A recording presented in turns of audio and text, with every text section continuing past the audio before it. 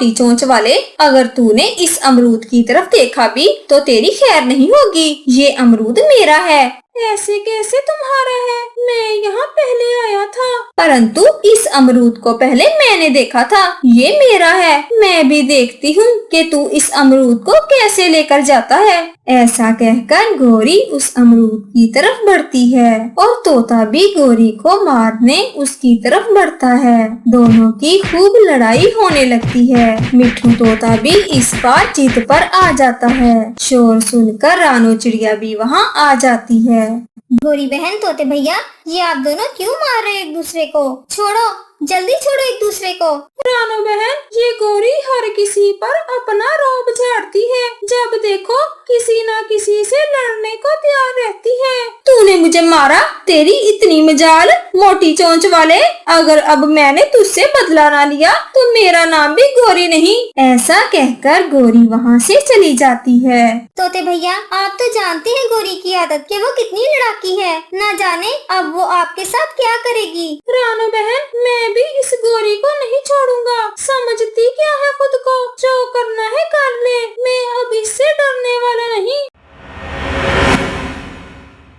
अरे गोरी, क्या किसी से पिट कर आई हो? क्या हालत बनी हुई है तुम्हारी? कालू जी, उस मोटी चोंच वाले ने बहुत मारा मुझे। वो तो सही वक्त पर रानो चिड़िया ने आकर बचा लिया, वरना वो तो आज मुझे जान से ही मार देता। इस तोते की ये मजाल कि मेरी पत्नी को मारा। मैं इसे छोड़ूंगा नहीं। मम्मा, तोते चाचा तो बहुत अच्छे हैं। वो रोज मुझे नदी पर टॉफी देते हैं। जग्गू, तुम हमारे बेटे हो या इस मोटी चोंच वाले के? चलो तुम चुप करो, तुम अभी बच्चे हो। और कालू जी, आप कुछ करें, वरना वो समझेगा कि हम उससे डर गए हैं। ऐसी बात है तो मैं उसे जान से ही मार डालूंगा। ये की ना आपने कौवों वाली बात, परंतु उसे मारने के लिए कोई प्लान बनाना होगा, वरना सबका शक हम पर जाएगा। तुम फिक्र मत करो गोरी, मैं कोई योजना बनाता हूँ कि उस मोटी चोंच वाले को कैसे ठिकाने लगाना है। तोते भैया,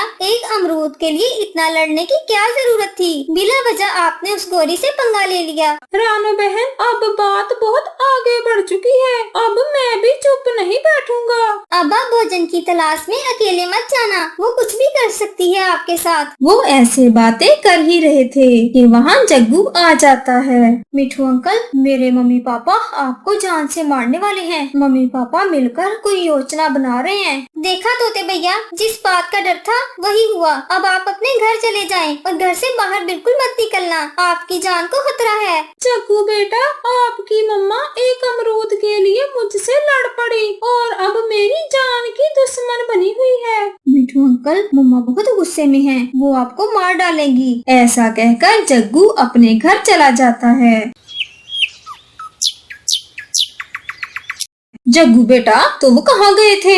मम्मा, मैं नदी पर पानी पीने गया था। मम्मा, आप मिठू अंकल से लड़ाई मत करें। वो बहुत अच्छे हैं। मैं उनसे कहूँगा कि वो आपसे सॉरी कर लें। तुम क्या पागल हो गए हो? तुम जानते भी हो हम कभी किसी को ऐसे माफ नहीं करते। तुम कब से लड़ाई से इतना डरने लगे? मम्मा, मिस कहती हैं कि लड़ना झगड़ना बुरी बात होती है। हमें किसी से भी लड़ाई नहीं करनी चाहिए। इतने में कालू कौवा बाहर से घूम फिर कर घर आ जाता है। कालू जी, कोई प्लान सोचा कि उस मोटी चोंच वाले से कैसे बदला लेना है? आज रात मैं किसान के घर से आग लेकर आऊंगा और हम जलाकर मार देंगे इस मिट्ठू तोते को। सच सच कालू जी, फिर तो उसे जलता देखकर मेरे मन को चैन मिल जाएगा कि आज मेरा एक दुश्मन ठिकाने लग गया। इस प्लान बनाने के चक्कर में मैंने कब से पानी नहीं पिया। मुझे बहुत प्यास लगी है। चलो नदी से पानी पीकर आते हैं। जग्गू, तुम चलोगे हमारे साथ? नहीं मम्मा, आप जाएं। मैं अभी नदी से पानी पीकर आया हूँ। गोरी और कालू नदी पर पानी पीने चले जाते हैं। मम्मा पापा, मिठू अंकल बहुत अच्छे हैं। मैं उनको कुछ नहीं होने दूंगा। मैं अभी जाकर मिठू अंकल को सब बता देता हूँ। फिर जग्गू अपने घर से मिट्ठू तोते के घर चला जाता है।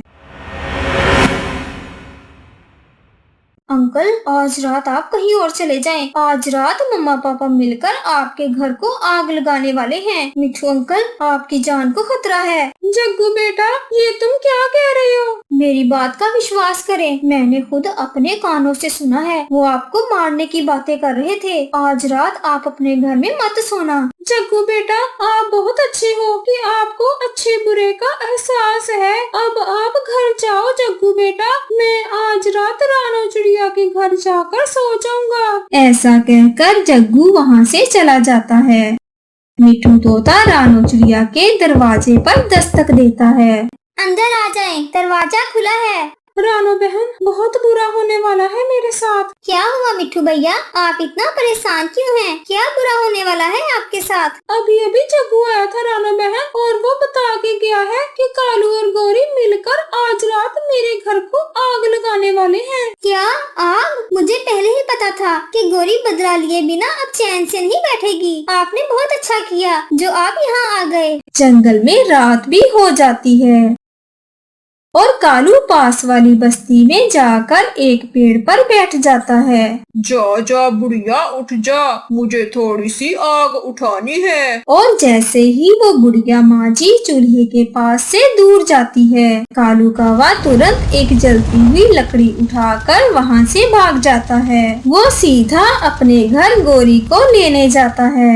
गौरी, सो गई हो क्या? जल्दी बाहर आओ, उठो, मैं आग लेकर आ गया हूँ। जग्गू तो सो रहा है, चलो इसको सोने ही देती हूँ। फिर वो दोनों आग लेकर मिठू तोते की तरफ जाते हैं तो एक चिंगारी गौरी के अपने ही घर पर गिर जाती है और उन्हें पता ही नहीं चलता।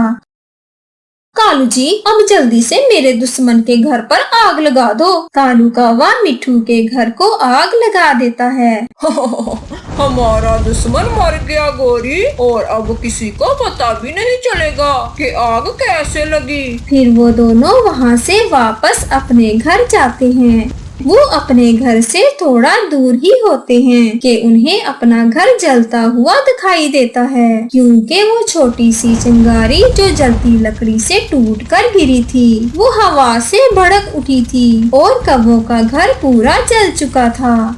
कालू जी, ये क्या हुआ? हमारे घर को आग किसने लगाई? मेरा जग्गू, हाय मेरा जग्गू, मेरा जग्गू अब नहीं रहा, मेरा जग्गू भी मर गया होगा। शायद कोई जलती चिंगारी गिर गई होगी। और फिर वो बैठकर रोने लगते हैं। सुबह हो जाती है तो रानो चिड़िया और मिठू तोता जग्गू को लेकर कौवों के पास आते हैं। अपने बेटे को जिंदा देखकर गौरी तो हैरान रह जाती है। जग्गू, मेरे बेटे, आप बिल्कुल ठीक हो? मम्मा पापा, जब आप मिठू अंकल के घर को आग लगाने गए थे तो पीछे से हमारे घर को भी आग लग गई थी और मेरा शोर सुनकर रानू आंटी और मिठू अंकल मुझे बचाने आ गए। हाँ गौरी, और हमने जग्गू को आग ज्यादा होने से पहले ही घर से निकाल दिया था। मेरा घर जलाकर अब तुम खुश हो गई होगी गौरी, मुझे पता था तुम क्या करने वाली हो, इसलिए मैं रात होने से पहले रानू बहन के घर चला गया था। गौरी और कालू अपने किए पर बहुत शर्मिंदा थे कि वो किस मुंह से मिठू तोते और रानू को धन्यवाद कहें और किस मुंह से अपने किए पर माफी मांगे। और फिर उन्हें एहसास हो जाता है कि आज अगर उनका बेटा जिंदा है तो रानू और तोते की वजह से जिंदा है। फिर वो दोनों रानू और मिठू से माफी मांगते हैं। आपका धन्यवाद।